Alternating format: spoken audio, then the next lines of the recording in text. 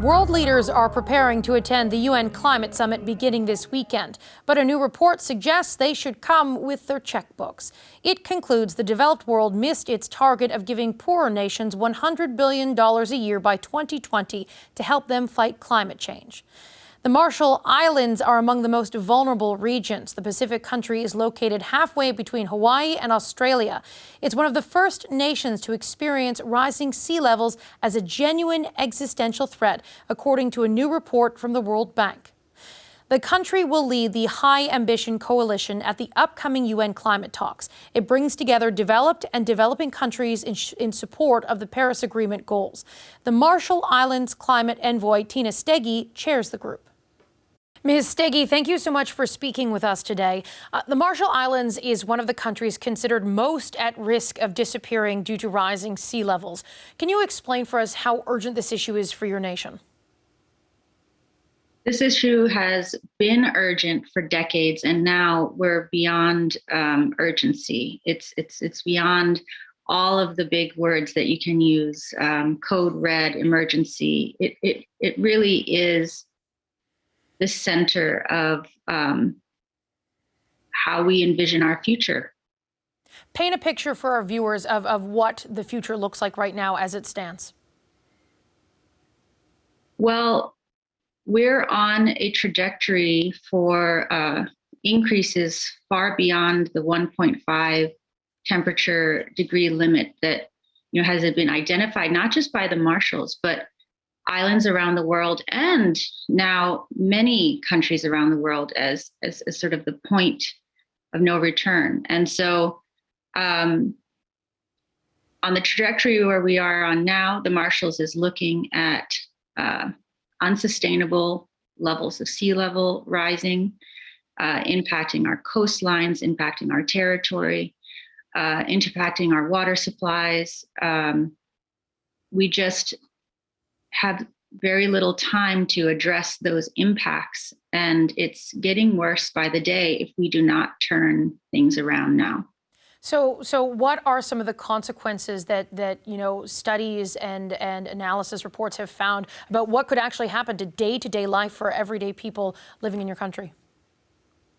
The fact is, it's already happening. And I think that's not just the case for the Marshalls. We see those impacts around the world. In my country, we've had several very intense droughts that have required emergency help to our people.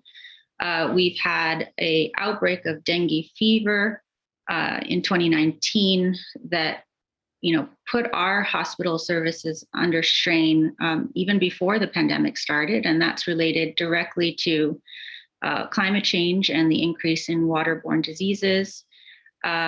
We have and regularly see overtopping of our shorelines. And even just a few weeks ago, I had video coming in from my brother whose house was surrounded by water that had bubbled up through the land, not even coming over for the sides, but we're so low that we actually have water that sometimes comes up through the land. And so these are things we're seeing on a regular basis, monthly basis, at different extremes. But I also read the news and see these types of impacts all over the world with the floods and the droughts and the fires. So, we're seeing this now, and this is at 1.1 degrees. Only imagine what it's going to be like when we hit 1.5 and even worse beyond that. Now, before we talk about the upcoming COP Climate Summit and what you're hoping for and the goals and challenges there, the loss of land and the threat of loss of land, I understand, also presents a legal issue for the Marshall Islands. It could actually lead to the loss of statehood for your country. Can you explain why that is? Well, the way that the system is set up, certain boundaries are recognized internationally. And I will just say that the Marshall Islands categorically does not accept that we would be losing land due to sea level rise, that we would be losing statehood. We do not recognize that that is an outcome that is acceptable from climate change. And we hope and expect that the global community and our partners around the world will stand with us in ensuring that our status as a nation is maintained regardless of the impacts of climate change. So let's look ahead to COP26. What are your goals, or what are you hoping what message you can bring to that meeting? The message has to be that the issue is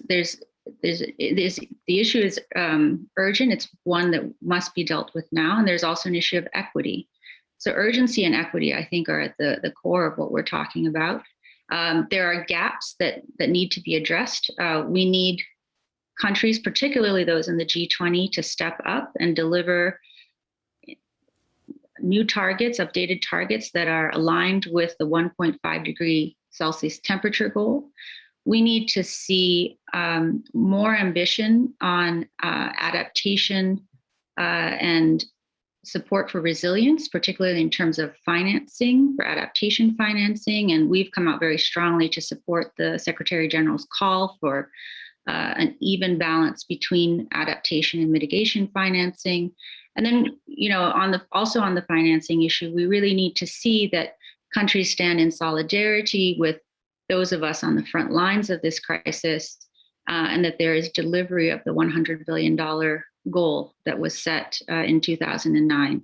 So those are just a few of the elements, but I think some of the key ones. You talk about that funding goal of $100 billion, the Fund for Developing Nations.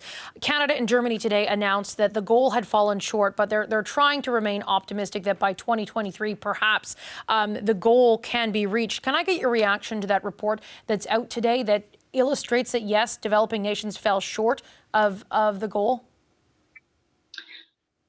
I mean, we knew that this was the case, right? We knew that there was a gap there. I think that I haven't had a chance to look at that report myself yet, but I think what's really important is that there needs to be a credible plan for making good on the $100 billion. And now that we know some of the really what the lay of the land is, what the real numbers are, how do we get to where we need to be so that countries like mine have the resources to actually implement many of the ambitious targets that we have in place, not just on mitigation, but for those of us who are confronting this so immediately on adaptation as well.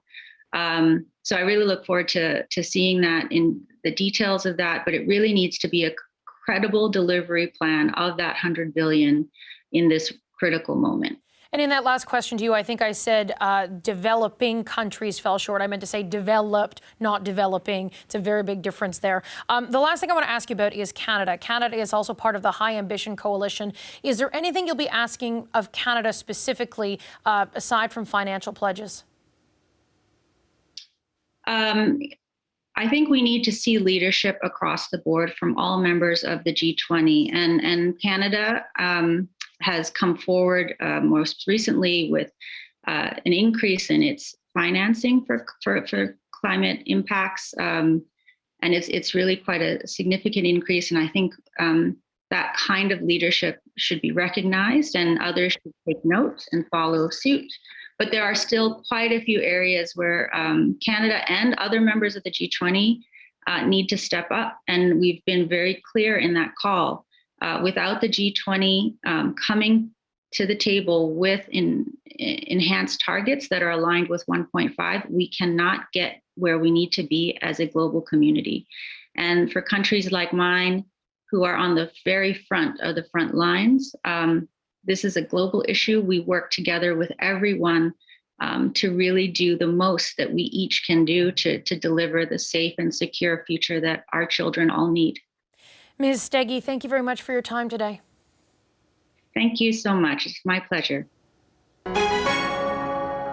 Hi, I'm Vashi Capellos, host of Power in Politics. See more of our show by subscribing to the CBC News channel or click the link for another video.